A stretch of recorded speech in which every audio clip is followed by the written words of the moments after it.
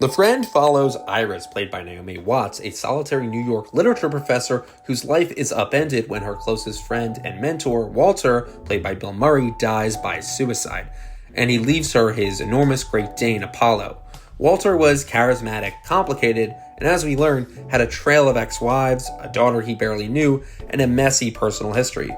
But we don't spend much time with him. Instead, the story focuses on Iris slowly adapting to life with Apollo while dealing with her grief, awkward tenant drama, and fragments of Walter's past that occasionally surface. The intention of this film is clear. This is supposed to be a gentle, character-driven exploration of loss, connection, and the strange in-between space that found family can occupy, especially when it doesn't fit that legal or bloodline definition. But while the premise has real emotional potential, The Friend doesn't land where it should. I really did not like this movie. I thought it was very boring, very long, and just a waste of two great actors. And the other actors who are in this, they all feel wasted. The story misses the mark. This has an emotional core without an anchor. Films about grief and found family work best when the audience deeply understands the relationship at the heart of that loss. In The Friend, we barely know Walter before he's gone. Bill Murray's performance is warm and lived in, but he's on screen for like 5 minutes at the beginning. He's in this movie for so little time that the grief Iris feels doesn't transfer to the viewer. Instead, when she's grieving for the first hour of the movie, we're just bored. The emotional starting point feels abstract, and without that foundation, every attempt at sentiment is weakened. There's also a lot of structural bloat. The film tries to explore multiple threads: Walter's romantic history, his strained relationship with his daughter. There's the low-grade tenant versus landlord tension, where Naomi Watts just feels like a really shitty tenant. She keeps being told she can't bring a dog over to her house, but she just does because she has to take care of the dog. And none of these plots develop enough to feel satisfying. These digressions dilute the emotional through line rather than enriching it. There's also an over-reliance on dog appeal, which is just annoying. I think the only reason people want to see this movie, myself included, was really for Bill Murray and the dog. And Naomi Watts is great, but I see a movie about a dog, I want to go. But the point is, the dog is barely in this movie. The dog is barely the point of this movie. And Apollo is a gorgeous, expressive dog, and his presence is easily the film's most emotionally immediate element. But the script leans on him as an emotional shortcut, relying on predictable "aw" moments rather than fully integrating him into the plot as a transformative force for Iris. There's missed thematic opportunities there.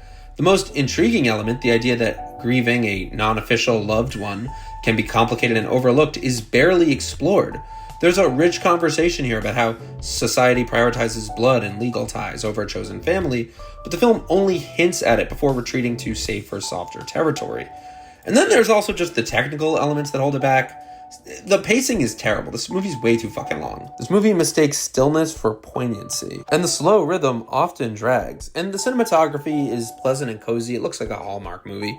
It's rarely used to communicate emotional subtext or visual metaphor. It just looks like a Hallmark movie. It looks like an ugly-ass Hallmark movie. And a big reason I hated this movie, if you compare this to other pet and family films, a lot of movies succeed where this one doesn't.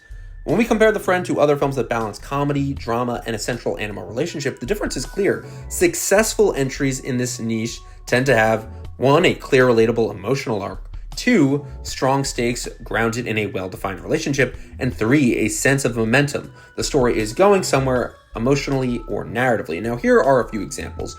Marley and Me from 2008. This is about a couple's marriage and family life unfolding alongside their time with an unruly but beloved dog.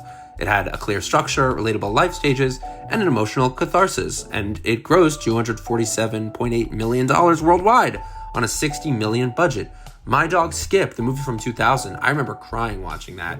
That's a coming-of-age tale where the dog is constant in the boy's formative years.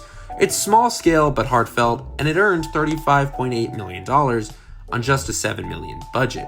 Or Beethoven, 1992, where a slobbery St. Bernard wreaks havoc and ultimately brings a suburban family together. It's broad, fun, and straightforward, and it pulled in $147 million worldwide.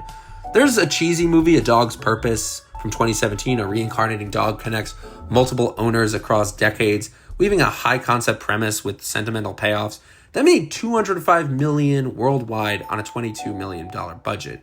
And I will say that movie is pretty cheesy. But the point is, movies that stick to structure and have really great characters are going to work. You need to be able to appeal to all sorts of audiences, while having a really strong heart in your story and your script. Even in a completely different tonal territory, John Wick became one of the most successful action franchises ever because it turned a dog into the most emotionally effective catalyst in its entire revenge saga. And it does it in about 10 minutes of screen time. That's efficiency.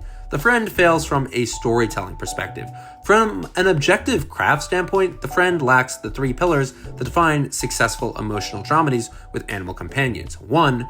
Immediate and deep emotional investment in the central relationships. Without this, the stakes are unclear. 2. Focused, propulsive narrative structure. The meandering subplots create tonal drift instead of enriching the story. And 3, a distinct artistic voice. The film opts for a safe, middle-of-the-road choices in tone, visuals, and pacing, which leaves little to remember, and this feeling like a Hallmark movie you're gonna forget you even saw.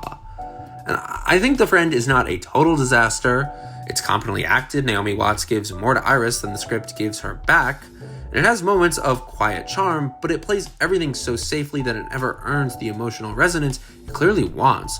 Whether films in this space make us laugh, cry, or feel a surge of warmth, this movie just leaves me mostly untouched. If you love Watts, Murray, or just really love looking at a giant soulful dog, you might get a cozy afternoon out of it, but for anyone seeking a sharp, memorable story about grief, found family, and the animals that change us, The Friend just does not fetch.